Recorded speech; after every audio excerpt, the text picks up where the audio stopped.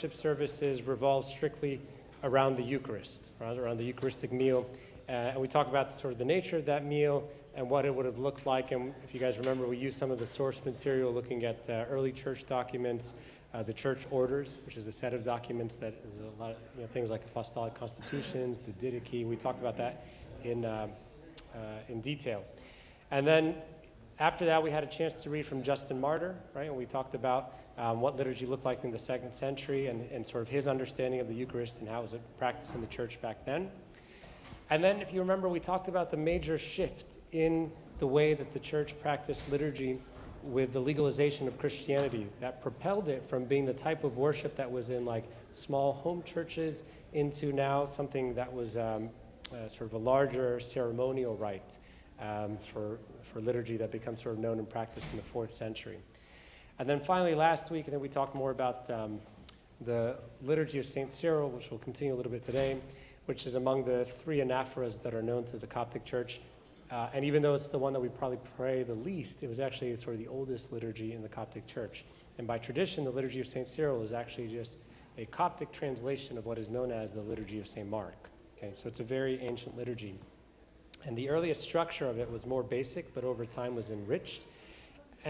And for those of you who weren't here last week, sort of might be good to sort of go back and review the lecture from last week. But we talked about how that structure was enriched and how that relates to the offertory, specifically where the offertory used to be, how it was sort of the preparation or prothesis, right, is the other name for it, and it was after the kiss of peace, before the anaphora, but then it got moved to the very beginning of the liturgy, and we saw some of the ripple effect of those changes, okay? And so for our part, I think last week we sort of ended at the offertory, but today we want to take a look now at the liturgy of the Word and liturgy of the faithful, as expressed not just in the liturgy of St. Cyril, but also in the other liturgies and some of the key differences. And then finally, we'll finish off talking about the evolution through the medieval period up until contemporary times. And this is sort of what we talked about again last week about how the prothesis, which is a name that we don't oftentimes use, but it's actually, this is a snapshot from Coptic readers. So we call it prothesis, we just don't think of it like that. But the prothesis is the preparation prayer for that offertory, for the receiving of the gifts and blessing of the gifts. And then the sort of liturgy proper begins with the prayer of thanksgiving. That's what we talked about a little bit last week. One thing I want to mention before we get into the sort of topic of today is that, everything that we've covered so far is really just an introduction, okay? It's an overview. And there are obviously deeper ways to look at the liturgy that we're not going to be able to get into, But we've been looking at broad trends in liturgical sort of practice over hundreds of years. But there are people that study these things in detail, right? They go through with a fine lens to compare and contrast how each liturgy was prayed within each time period and within each region, right? Because there are regional differences. And even if you have 2 liturgies that are contemporary to each other, okay, that are at the same time period, they may be prayed in a different way according to where they're practiced. Okay, and so seeing that evolution gives us insight into the ritual practice of those times, and ultimately informs how we practice in our times. Okay, for example, we see things in the liturgy that we see today maybe that don't always make sense to us, but if we sort of understand it more fully with how it developed historically, then that helps us to really connect to the liturgy in a better way. Another way, not just looking at sort of the liturgy over time and the liturgy in different places, but even if you understand sort of the language that the liturgy was written in and how it was translated, because sometimes there are words that are translated into our language that don't fully capture the original meaning. So taking a closer look at the original meaning, the original intent of those words is also helpful to give you some depth in your understanding of the liturgy. And then the last thing I'll say is another way that you can go deeper into this, which we haven't done in this class, but is to look at the symbolism. Okay, symbolism of the different events in the liturgy and sort of the deeper theological meaning of those rites and what those words do impart to the believer. So all these are ways that give us understanding, and with it comes an appreciation for the liturgy, and a deeper comprehension of sort of the concepts and the message of the liturgy. There are examples of this. We won't have time to go into it, but just recognize that there's sort of a deeper layer than what we're doing. And so I'm mentioning it because I know a lot of what we talked about in this sort of unit is about like dates and time periods and manuscripts and things like that, things that may not seem relevant. But my hope is that for any of these things, it will inform how you practice liturgy today, how you approach liturgy today, how you benefit from the liturgy today, and how you share that appreciation of the liturgy with others, okay?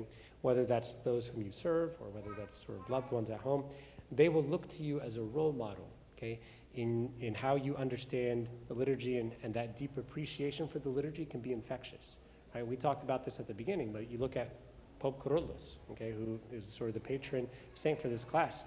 He experienced the liturgy in such a way that it revived the liturgical life in the entire church, okay, just because of how much he understood and understood the depth of the liturgy. So it's incumbent on you to sort of make that effort to really learn more about your liturgy and live that liturgical life, because it's the basic foundation for everything that we do. So let's pick up where we left last week, which is the liturgy of the word. We finished with the Thanksgiving prayer last week. We finished with the absolution of the ministers, and the next step being what we know as the liturgy of the word. Now the structure for the liturgy of the word is sort of quite simple, and we have this tradition, at least in northern Egypt, that there are 3 biblical readings followed by the gospel. Okay, so you would have the Pauline, the Catholic, the Acts, and then you'd have the Psalm and gospel together. And what's interesting is that actually, if you look at southern Egypt or upper Egypt, that wasn't necessarily the case. So if you look at manuscripts from like Saint Shenouda's monastery, or what's also known as the White Monastery, they document that outside of major feasts like the Resurrection or Nativity or the feast of a specific major saint, it was typically just one epistle and one gospel reading. Okay? And that epistle could have been from St. Paul, it could have been one of the Catholic epistles, it could have been a reading from the book of Acts, but not necessarily all 3. And over time, these sort of traditions merge, and you get the practice of reading all 3. In fact, the earliest account that we have of the 3 readings actually comes from the life of St. Hilaria, which I'm showing her icon up here. And it's a manuscript that's from the 9th century, talking about a saint, St. Hilaria, who lived in the 6th century, so a couple of centuries before. And she was the daughter of an emperor, Emperor Zeno, for what it's worth, and she was trying to get to Scetis, or the wilderness of Shehit, and wants to become an ascetic. Right? So the story says that she goes to the Church of St. Mark on the Feast of St. Mark, and then she heard certain verses from the Pauline, she heard certain verses from the Catholic, and she heard certain verses from the Acts, the book of Acts, which really sort of gave her instruction, and it's outlined. It's kind of like what we think of, with the story of St. Anthony, where it says like, oh, he went to, the church and he heard the gospel saying, sell all that you have. It's that same type of idea. But the fact that these 3 readings are mentioned suggests that it was already in practice by that time. The disclaimer, of course, is that, technically in the story, it's also describing the feast of a major saint, which we just said. We know that the Feast of Major Saints would have had 3 readings in southern Egyptian practice. But for what it's worth, that's sort of the earliest account that we see, at least in the southern Egypt or upper Egypt literature, of having the 3 readings. Then you have the Synaxarium. The Synaxarium is read, which is, the word Synaxarium is a Greek word, which means sort of bringing together, like compiling together. So it's a compilation of the stories of the saints in a genre that's commonly known as hagiography. The question often comes as to when did the Synaxarium actually come about, and is believed to be from the 13th century, okay, a 13th century writing, and it comes mainly out of northern Egypt, okay, what we call sort of the Bahiric, because if you know Coptic dialects, there's Bahiric and there's Sahidic. So Bahiric usually refers to Upper Egypt, and Bahiric refers to northern Egypt, and Sahidic refers to southern Egypt, also known as Upper Egypt. There is evidence that there was once a separate Synaxarium for Upper Egypt, okay, with their own sort of saints, but we only have fragments of that. But the northern one sort of takes precedence as the official Synaxarium of the church. Now I say Bahiric and Sahidic as if it was actually once written in Coptic, but the fact of the matter is, being a 13th century work, it was only written in Arabic. It was actually never compiled in Arabic, in Coptic.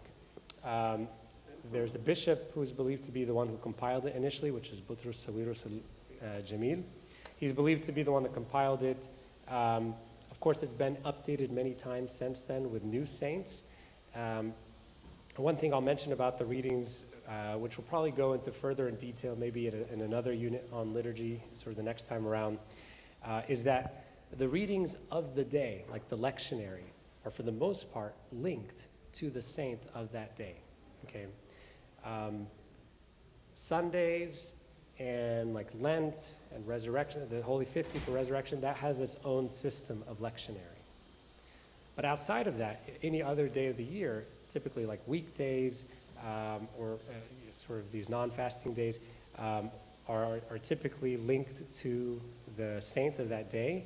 And it's something that sort of has always been the case, like from the very beginning, that you would have the readings of the day that were always associated with the saint of that day. Okay.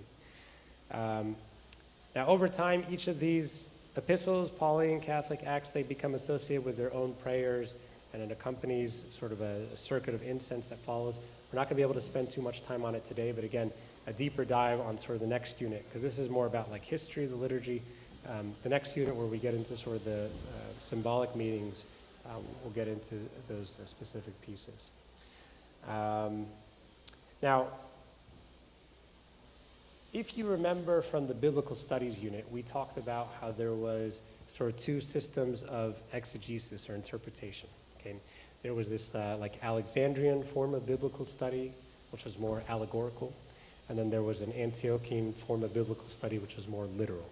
Okay, and I bring it up here only because in the same way, there's actually also sort of a Alexandrian shape of the liturgy or format of the liturgy, and an Antiochian shape or general form for the liturgy. And in this case, it's not based, again, on theology as much as it is the structure. Like, what are the units of the anaphora as they develop? So, for example, many of us, if we pray the liturgy of St. Cyril, okay? We prayed the liturgy of St. Cyril just on Friday, and it's like disorienting in a way. Like, everything's all over the place. Things are on the, like, different sort of order than what you're used to.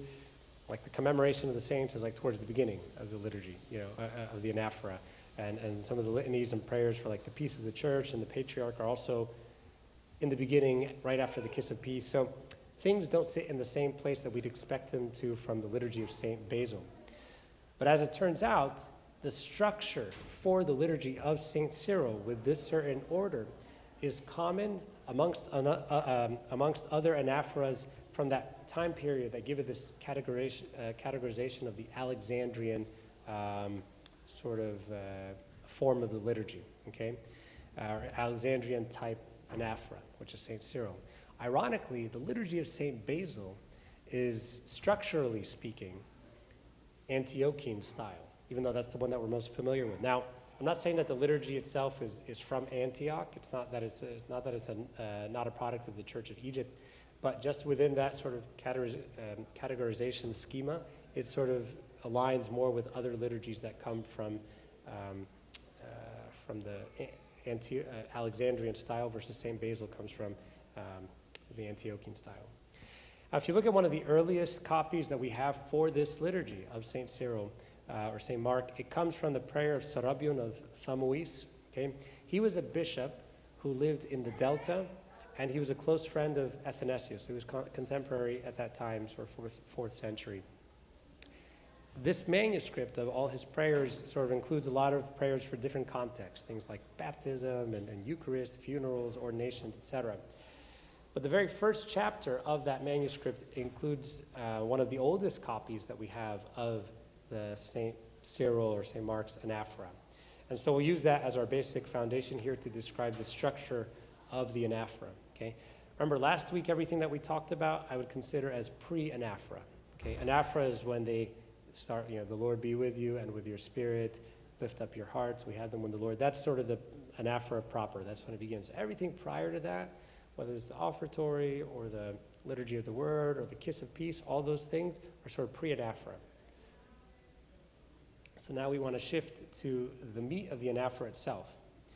And when you look at it, the way that it starts, sorry, it's smaller than anticipated, but it starts with a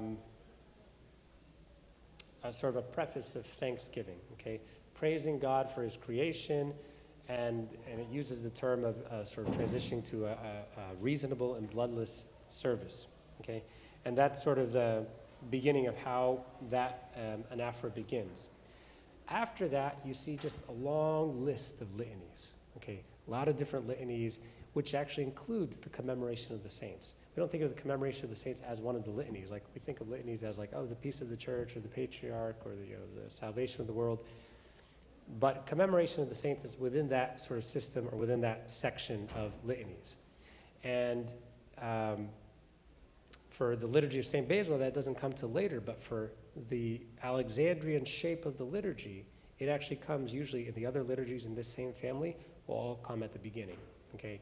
And again, this is part of what's disorienting, is because all of a sudden you go straight into these litanies that you're not used to. And it's also a lot of litanies, okay? 16 or 17 litanies that come with it.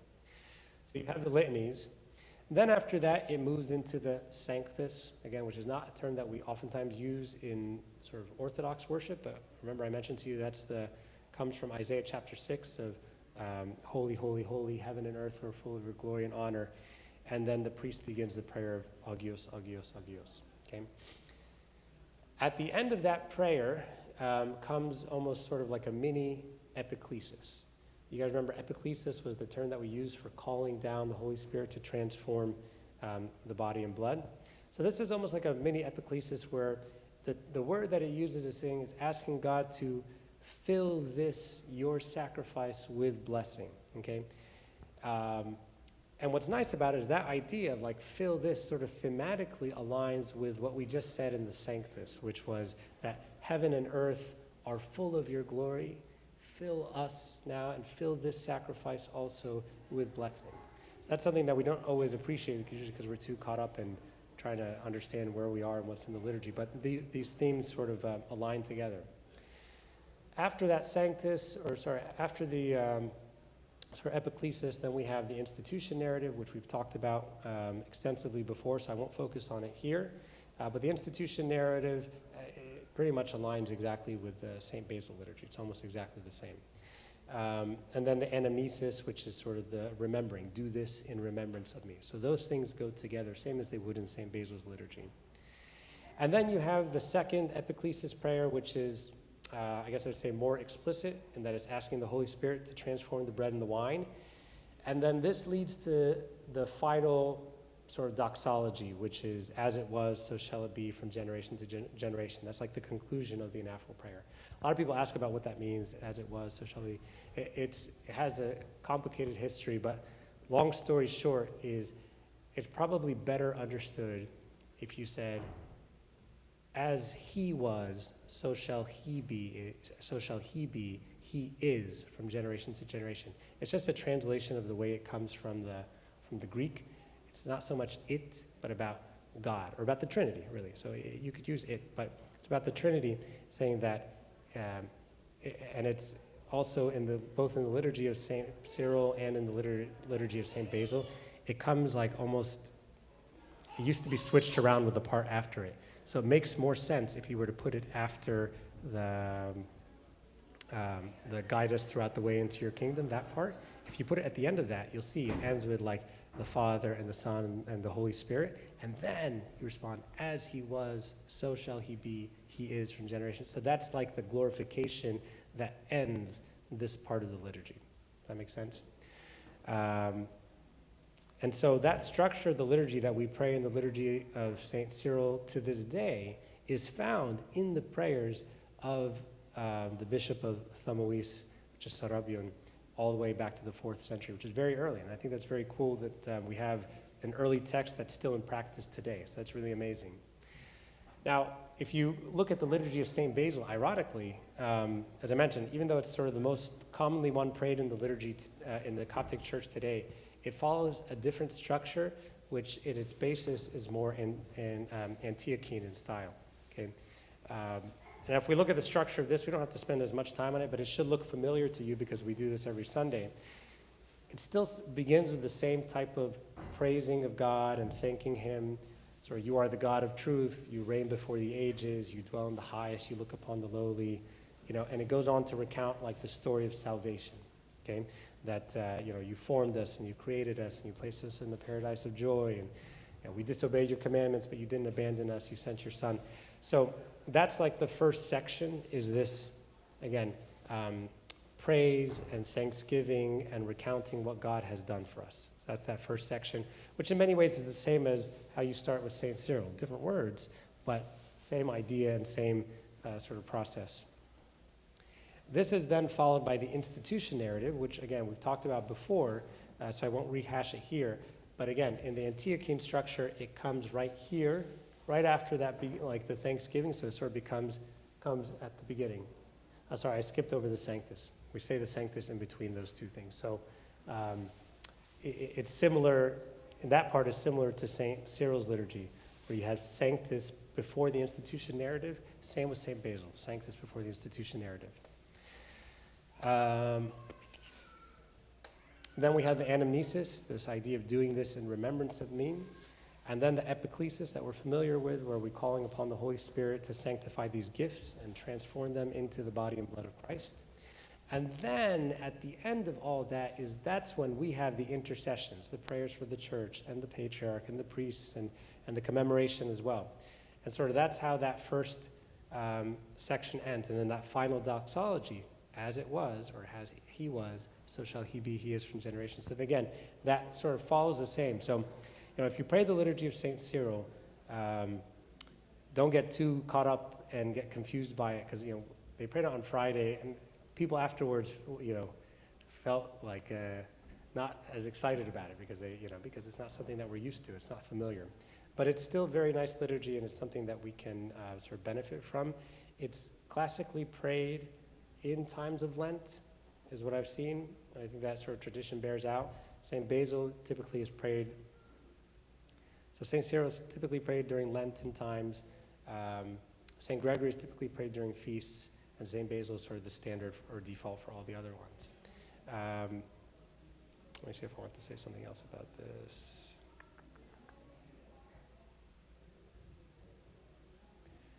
The only other thing that I didn't write up here, so I write it as if we end at that final doxology, as it was, so shall it be. And that technically is an end before we get to the second major part of the liturgy, which is the fraction, or the introduction to the fraction. Again, let us give thanks to God the Father. So that part, the fraction, is like a second part. If you notice, both that part and the actual anaphora proper both begin with giving thanks. Right? At the beginning, when we say, the Lord be with you, with your spirit, let us give thanks to the Lord. So same thing happens here. So again, let us give thanks to the Lord. Okay. And that gives way to the confession, the communion, and the distribution. Okay. Now, one thing I wanted to say about St. Basil is actually there are several liturgies that are attributed to St. Basil across the different liturgical traditions. It's not just in the Coptic Church. This sort of is a framework for it, that there's multiple liturgies. It's a family tree, I guess, of all the liturgies that bear the name of St. Basil. There's Egyptian Basil, which is the oldest, or believed to be the oldest of these different Basil liturgies. But there's also like another anaphora of St. Basil in the Armenian Church, which is somewhat related, but not exactly the same. And then there are anaphoras for St. Basil, which are Syriac Basil and the Byzantine Basil. Sorry, it's cut off here. And this sort of family tree is just trying to outline, scholars in this work have tried to see, okay, well, these look like related, but some parts are different, so maybe there's another version of St. Basil that we don't know about, that, maybe this is sort of the genealogy of these. It's not that important, but it's just interesting to see. We know that St. Basil was a bishop of Caesarea in Cappadocia, okay? So how does his name become associated with the liturgy, the Egyptian liturgy of St. Basil, okay? His only known visit to Egypt was in the 350s, where he spent some time in Alexandria, and he also spent some time looking at some of the Coptic monasteries in Lower Egypt, so northern Egypt. But when he came to visit Egypt, he was a layman. So it's not like he was exactly authoring anaphoras at that time. So it's unclear how that would have happened, but the theory is that, he sort of forged links with, the monks and laymen at the time, and as he grew in prestige and as he became sort of ordained to the bishopric, you can imagine that he would have had an influence. And there are also accounts of ascetics from Egypt going to visit him. So the thought is that they would have brought this liturgy back with them to Egypt.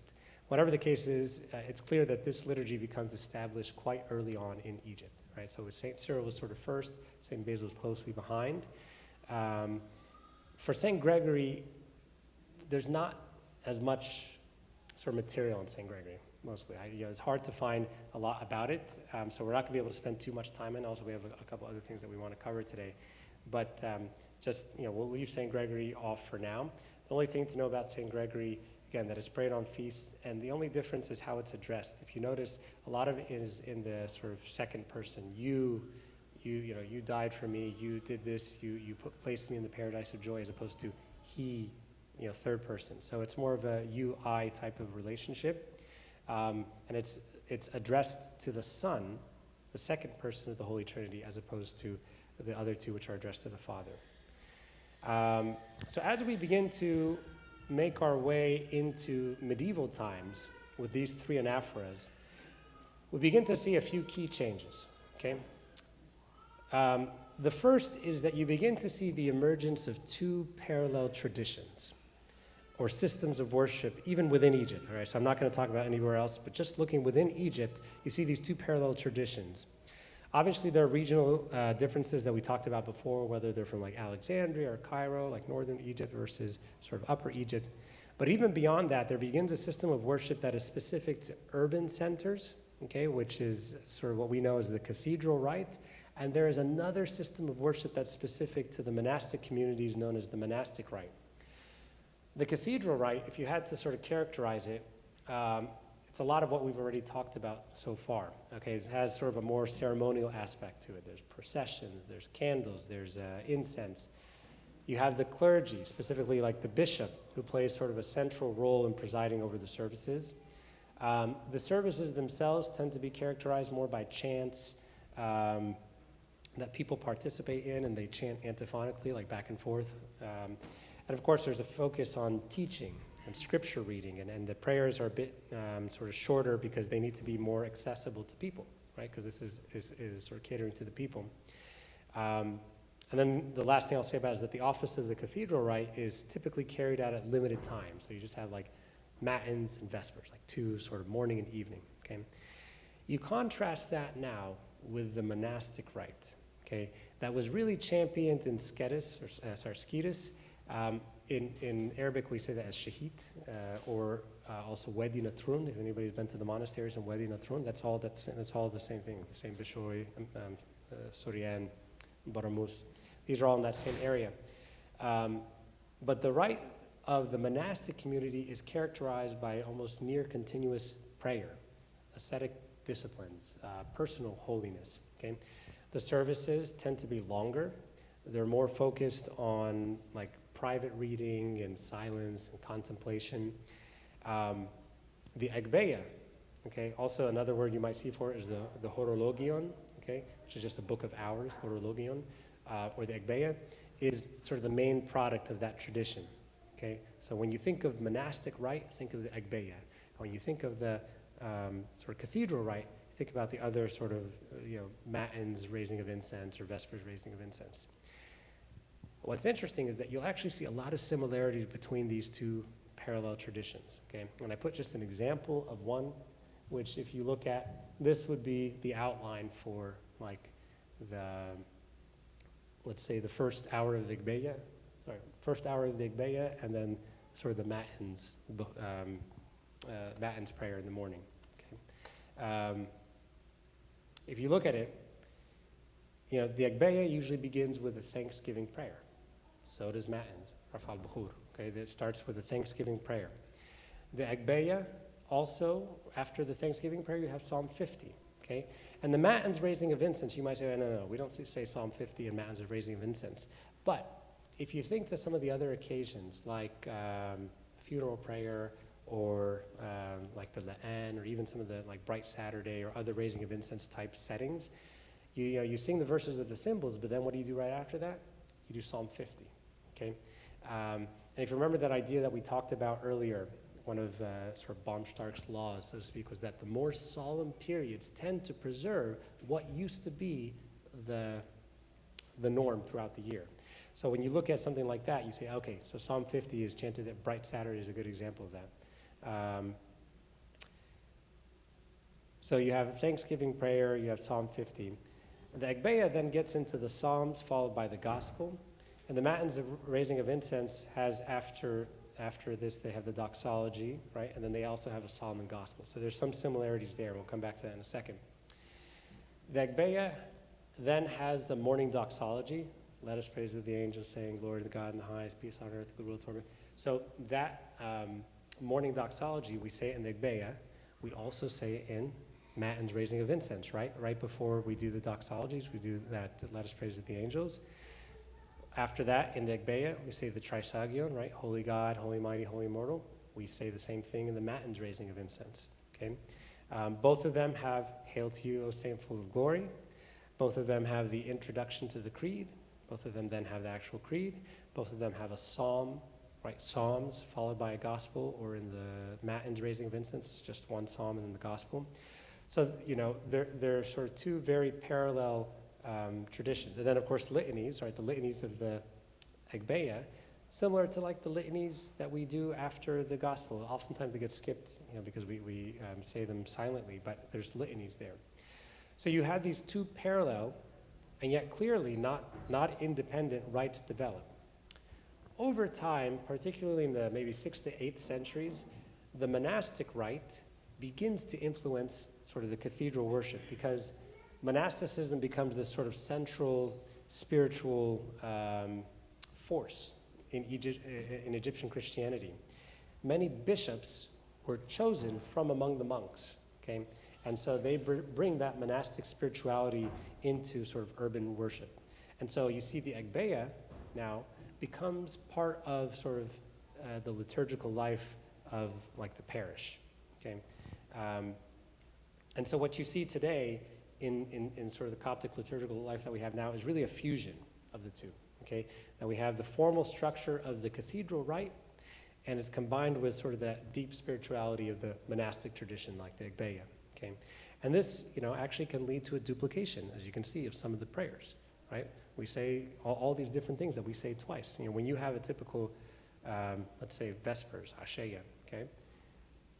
Vespers usually just starts straight with Asheya, but typically in the rite of the church, it begins with Vespers prayers, that's the Agbeya, followed by Vespers praises, right? That's the Tazbehat Asheya, and then we have the actual Vespers raising of incense. So in that long course of different prayers, a lot of those things gets duplicated, and it's in part because of this fusion of these two separate traditions, okay?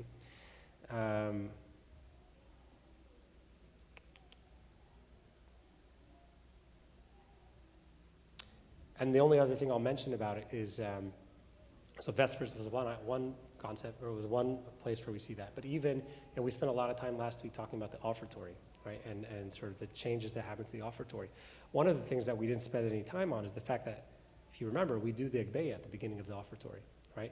We do the Agbeya, and we have like all these prayers, the 3rd and 6th hour, and even the chanting of the 41 Kyrie eleison, or 41 Lord have mercies, we fuse that with the offertory prayer. So while they're doing the selection of the Orban, we're essentially saying the Kyrie eleisons that belonged to the Agbeya. So we're just finishing off the Agbeya part of the prayer while we're doing the offertory. And that's why in certain feasts where we don't pray the Agbeya, we don't do Kyrie eleison. So whether that's like Great Thursday, which is coming up, we don't do Kyrie eleison because we don't pray the Agbeya during Bescha week. Or the resurrection, we don't do the Agbeya because on that feast of the resurrection, we're not praying the hours of the Agbeya. So again, just sort of trying to give you some sense of where these different prayers come from, where these different rites and traditions sort of come from, and how sort of that fusion happens, which happens specifically during medieval times. Another major transition that you see in medieval times is a shift in language. And I'll spend a few minutes talking about this as well. Now, as you sort of probably originally appreciated, that the language of the church, the language of Christians in Alexandria was dominated by Greek. Okay, and you can blame that on Alexander the Great. He was the one that sort of brought Greek to Egypt and to other places through this process of Hellenization that we talked about before. But Greek sort of became that lingua franca. It's like the language that bridges people who didn't always speak the same language. Okay, kind of like English is today.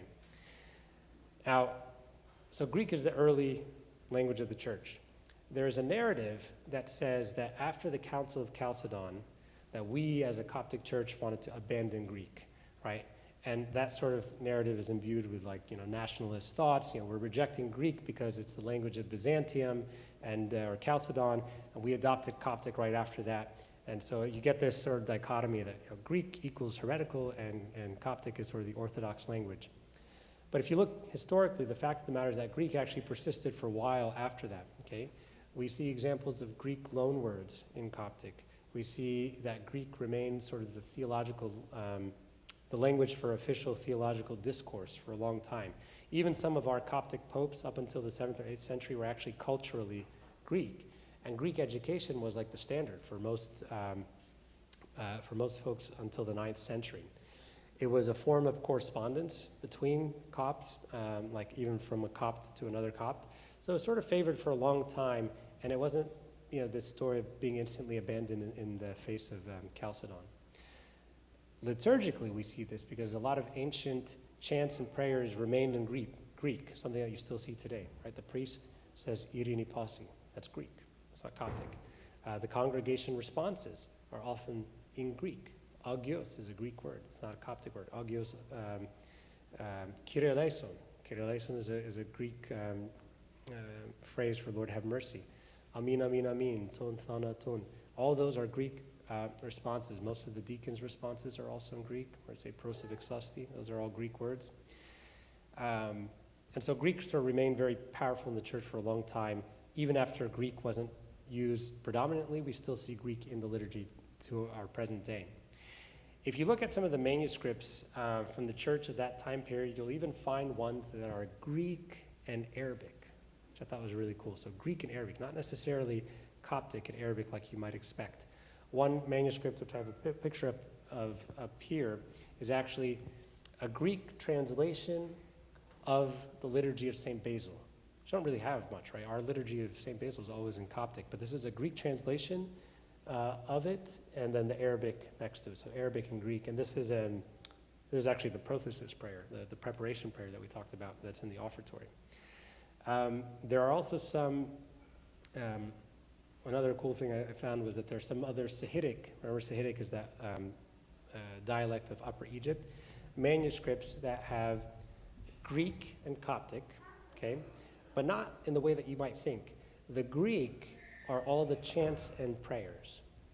And the places where there are Coptic are like the rubrics, like the instructions, like, oh, the priest stands here, the deacon stands there. Those parts are in Coptic, explaining what is otherwise sort of the Greek prayers, kind of like what we have today, where you have the prayers and the chants are in Coptic, and then we might have an explanation or a rubric in English or Arabic, okay?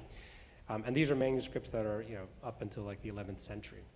So that's sort of where Greek fits into that sort of medieval time period. So where does Coptic fit into all of it? The earliest, as I mentioned, the earliest Christians in Alexandria spoke Greek, but Coptic was still obviously the language of the people, language of sort of the forefathers. It was the more traditional language. Christianity hadn't made its way into the Coptic language, at least from a manuscript tradition, until about the 3rd or 4th century. That's when we begin to see biblical manuscripts in Coptic. And there are multiple Coptic dialects, as I mentioned. The Sahidic and the Baharic are the sort of main ones. Sahidic is sort of Upper Egypt, Baharic is Northern Egypt. Baharic is pretty much the predecessor of everything that we have today in terms of dialects of Coptic.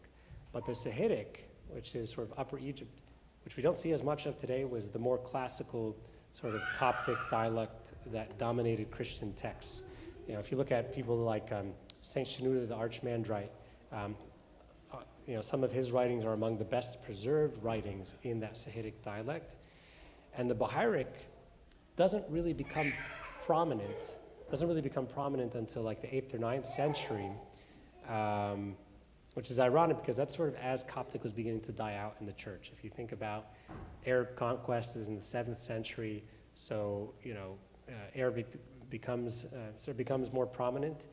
Sahidic dies out as Baharic is taking over, but both of them are overall sort of dying out as the Arabic is taking over both of them, okay? Now I'm talking about this just in terms of a manuscript tradition, so it's not like there wasn't Baharic before that or that there wasn't Coptic before that. It's more that the manuscripts that are preserved, that we have, that's sort of the tradition, sort of the trend that you see. And then Arabic. What's interesting about Arabic is that for the majority of the life of the church, the language of the people has been Arabic, okay? Longer than the time that it was Greek, longer than the time that it was Coptic, Arabic has played a fairly dominant role. One of the sort of first bishops who wrote in Arabic was the one that I have a picture of up here. His name is Sawirus of Ashmunin. And he was one of the first who wrote in Arabic, specifically having the ability to be comfortable expressing sort of Coptic Orthodox theological concepts in Arabic, okay? Because it was at that time that probably clergy were more comfortable delivering sermons in Coptic rather than in Arabic. Similar to if you had a priest that was coming from Egypt right now, they might be more comfortable delivering a sermon in Arabic than they would in English, especially complicated sort of theological concepts. So it's the same idea at that time where Coptic was sort of more familiar, but he was among the first that began to do this in Arabic, okay? And his writings are in the 11th century. It's about 4 centuries after the Arab conquest, which is the 7th century. By about the 14th to 15th century, most Copts living in Egypt are speaking and writing in Arabic almost exclusively, okay? And so many of the patristic fathers that we have from that time period are beginning to pass down their writings and their teachings in Arabic, okay? Not to say that there wasn't resistance to that. It's not that, because this concept of sort of the Arabization of that heritage wasn't welcomed. So this was one quote. Again, sorry, it's too small, but I'll read it to you. It says, this was from a manuscript called the Apocalypse of Pseudo-Samuel. He says, "Woe to every Christian who teaches his son the language of the Herja," which is the Arabic basically, "from his childhood and makes him forget the language of his ancestors." So very, very anti-Arabic and really wanted to keep the Coptic. But that was, again, these are the growing pains with any time a new language comes in. You can see the same struggle like here in America when we came in with English. People who are here, who are older, maybe you remember, like most of our liturgies when we were kids, most of our sermons, everything was in Arabic. There was nothing in English, right? Wilhelmina can attest to this, remembers this. But, so it's the same sort of process that happens in sort of every generation here, especially when there's a new language that's coming in. But I'm bringing it up here just because we want to recognize some of the contributions of Arabic to the development of the liturgy. We're oftentimes very quick to claim our Coptic heritage, but downplay the role of Arabic in the life of the church. But the fact of the matter is that Arabic, for better or for worse, has been the primary language of the church for over 1,100 years, which is longer than the Coptic and longer than the Greek. Not to say that to abandon the other ones, but just something to be aware of in terms of our heritage here, okay? For the last part, what I want to do, I know we're running late, so I'm sorry, but we want to just highlight some of the key figures who contributed to the contributed in different ways to the liturgical life of the church. And it's just helpful at least to hear who they were and what some of their contributions were. And then, of course, you can read up on them in more detail if you want, so you can become familiar with them. But it's sort of very interesting to see. The first one that I'll mention was Pope Christodulus. Okay, he was the Pope in the 11th century who laid out a system of canons to standardize the liturgical practice of his time and also sort of form a foundation for many centuries after that.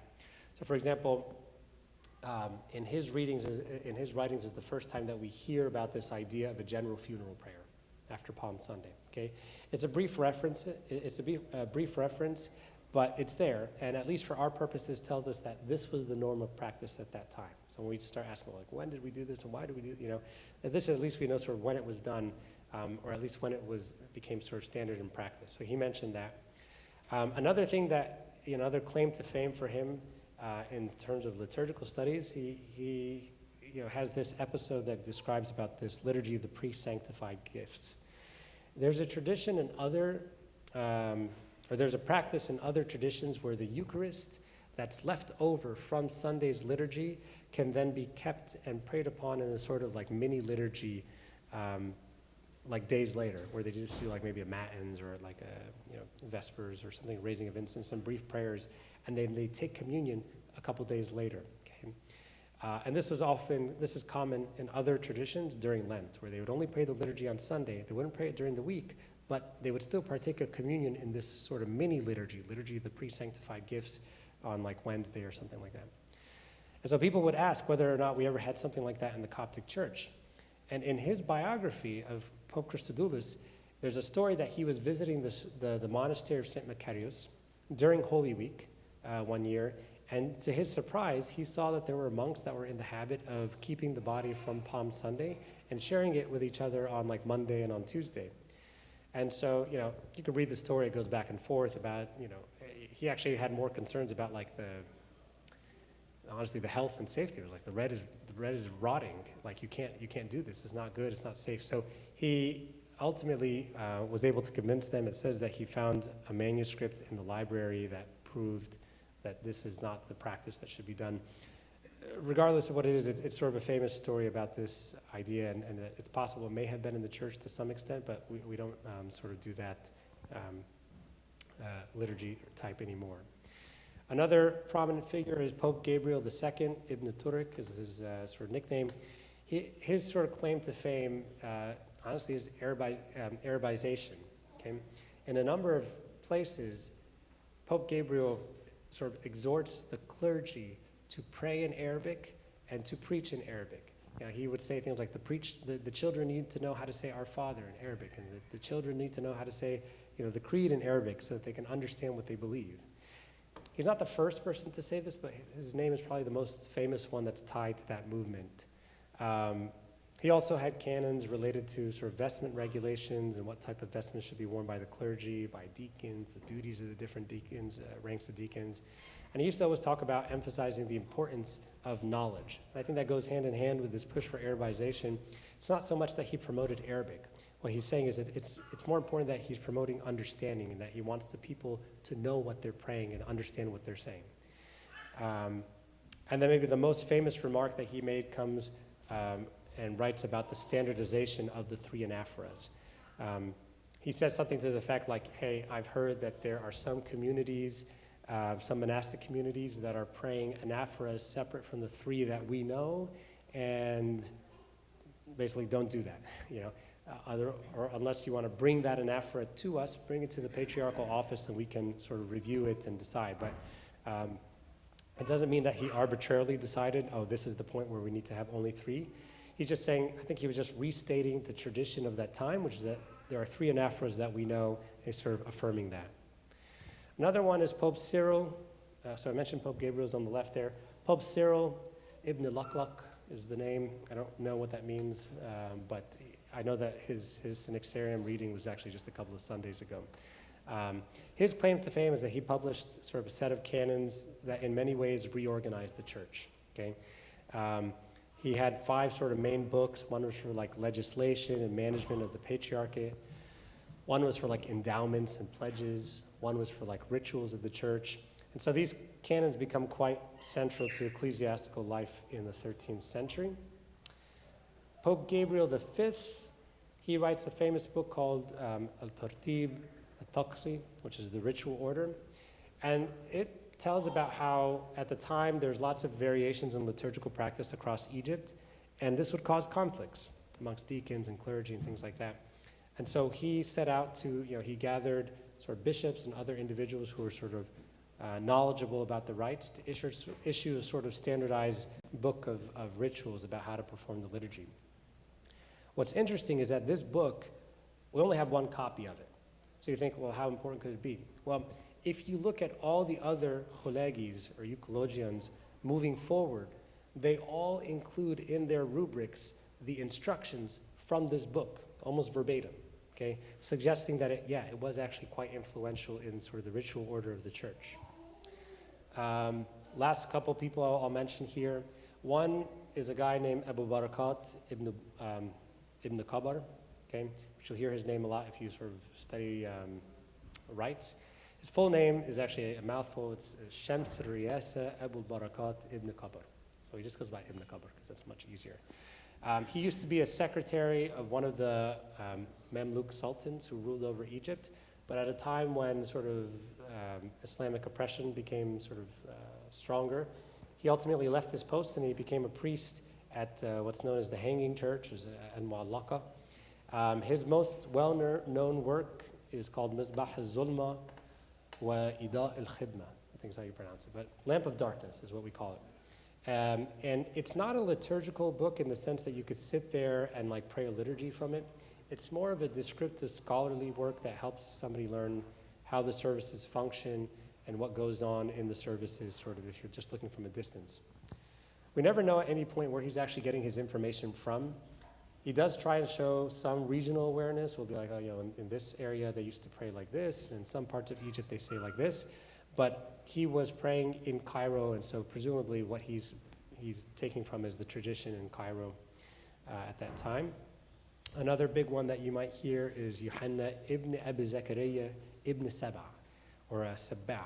Nobody actually knows how the name is pronounced because even the way that it's spelled in Arabic, it can go either way. So nobody fully understands. But he was in the 13th century, and his sort of big work that he published was, says, Al-Gawhara al-Nafisa fi ulum al-Kinisa. So it's nice, it rhymes. It means the precious jewel in ecclesiastical sciences. The theory is that he was an archdeacon that was closely tied to the Pope, and he writes contemporary to Ibn Qabr. So whenever people talk about like church practices and they're trying to understand where do we get this from and how is it, you know, they'll oftentimes reference these two guys because they write at the same time. And he gives sort of an extensive encyclopedia on sort of various aspects of theology and liturgy and ecclesiastical practice. He doesn't give as much technical details, but he seems to focus more on symbolic interpretations of, you know, the spiritual meaning behind the rites that he's describing. Okay, whereas Ibn Qabr is more describing, you know, is interested in describing how the service functions and what's said and things like that, rather than explaining any sort of like what it means. So that's sort of the difference between those two. I'll skip that one. We talked about him already. Another one is Rafael At-Tuhi. Okay, he was in the 18th century, so now we're jumping up a couple centuries. I promise this is just the one or two last ones. Okay. Even after all this time, you know, which is 300, 400 years later from the other authors that we just looked at, there's still a lot of regional practices. And that really continues until you start to get printed books. So now that we're starting to get into printed books, you begin to see a lot more standardization. Sort of the top half are the earliest books that are printed in the 18th century. And what's interesting, Rafael al-Tuhi was born Coptic Orthodox, but he actually converted to Catholicism in his early days. And he went to Rome in the Vatican to study, and he was ordained there as a bishop. And he was actually supposed to have been assigned as the bishop of Asyut for the Catholic Church, even though there hadn't been yet established the Coptic Catholic Church in Egypt. But it actually never happened. So he never left Rome, he never came back to Egypt, but he stayed at the Vatican and became something of a Coptic scholar in the Vatican library. Like he was in charge of the Vatican library and in charge of teaching Coptic Catholic monks who lived there. And he was also in charge of sort of using liturgical books that were used by the Coptic Catholic Church. Okay? And so he single-handedly produced all these books, which is actually really impressive. And all these are available online if you want to look at. What's interesting about it is that it's an episode in Coptic liturgy that they're used outside of Egypt, not intended for the Coptic Orthodox Church, but like it carries a lot of what we pray in the liturgy. They're different in key aspects. For instance, like anything in the Euchologion or the Psalmody that opposes sort of non-Chalcedonian doctrine will be changed in these. Okay, so for instance, the Creed will have like the Filioque, that the Holy Spirit proceeds from the Father and the Son. And he has that both in Coptic and Arabic in the book. Or like in the commemoration, he'll get to like Pope Dioscorus or Severus, he'll jump right over them and go to, straight to Athanasius and Cyril and Peter. So it's interesting that it's a Coptic liturgy, but it's been changed a little bit to cater to that particular confession, but we still can learn a lot about it for our own. 1887 is sort of the first printed euchologium for Coptic Orthodox, but it's definitely overshadowed by probably the one that's the precursor for all liturgy that we have in our church today, which is the 1902 version for Abuna Abdul Masih al-Salib al-Baramusi. And that's probably the one that forms the basis for everything that's done. It's actually very well done, and it sort of has, the tradition, the sort of the writings, but also incorporates and mentions other traditions that were prominent in other parts of Egypt. And so again, it's the standard issue of the Coptic Collegium. So that's sort of a whirlwind of liturgical history in a very, very abbreviated sense. We spent a lot of time over the last few weeks, probably more detail in those early centuries, and could have spent equal amount of detail, if not more, in these later sort of ones. But I just wanted to get people a sense of how rich that heritage is and how rich that history is. We didn't even get into the spirituality of the liturgy, which I know maybe some of you were thinking that maybe that's what this unit was going to be. But I thought it would be helpful first to begin with that foundation of sort of the history and where it comes from and how we sort of received it. And with that knowledge, then we can then sort of graduate into figuring out like the spiritual meanings of the different things that happen, recognizing that not everything that happens in the liturgy necessarily has a spiritual meaning. Some of the things come because of historical context, which is why it's helpful to see this. But we'll be able to take a deeper dive the next time around in some of the spirituality of the liturgy and get into these other pieces, hopefully, that people benefit from. Okay. Questions? Abuna. Are the slides being shared? I can. Yeah, they're not, but yes, we can. I feel like there's a lot of stuff that Yeah, I know. continue. And it'd be really good, I think, everyone during the week to take some of these slides and just kind of like follow up and read some of these things, go deeper in. I think it's a very healthy practice. I mean, a lot of the things Ihab is saying, I then will go back and chat GPT it, which is like my new best friend. Has a lot of stuff. And it's very interesting, it's very enlightening, it's very enriching. So keep this dialogue with yourself even alive. What I found fascinating in all this is that there are a lot of people that study the liturgy.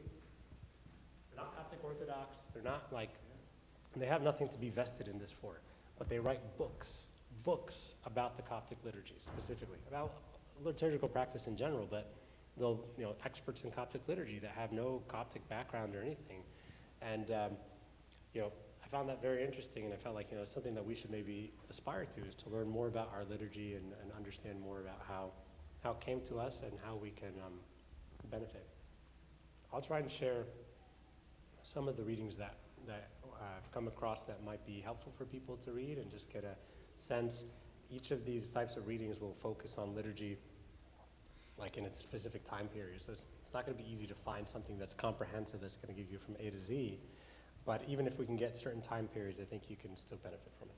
Okay. Next week is Palm Sunday, no class. Week after that is Resurrection, no class.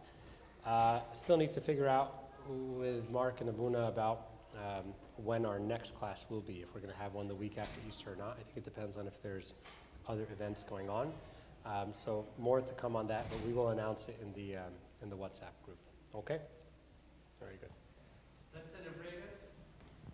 In the name of the Father, Son, and the Holy Spirit, amen. Make us, O Lord, worthy to pray thankfully, saying, Our Father who art in heaven. Hallowed be thy name, thy kingdom come, thy will be done, on earth as it is in heaven. Give us this day our daily bread. Forgive us our trespasses. We forgive those who trespass against us, and lead us not into temptation, but deliver us from evil.